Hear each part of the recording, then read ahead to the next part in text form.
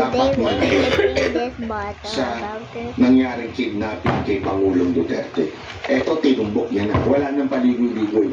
Hindi ka tulad nung kay Aimee, puro paligoy-ligoy. Diba? That is lamb. Ano na ho itong mga senador niya? Ang problema, dalawa. Dayaan sa eleksyon.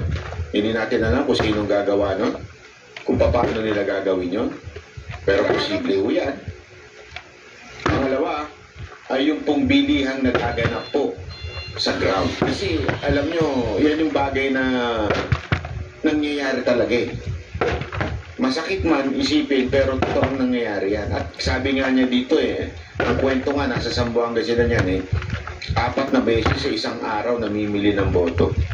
Eh mga kababayan, sa tingin ko talaga sinadya nilang humirap ang Pilipinas para yung 500 o 1,000 ay malaki din sa kababayan natin. Pero kung hindi ako nawawala ng pananampalataya na itong mga kababayan natin, tinatanggap lang nila yan.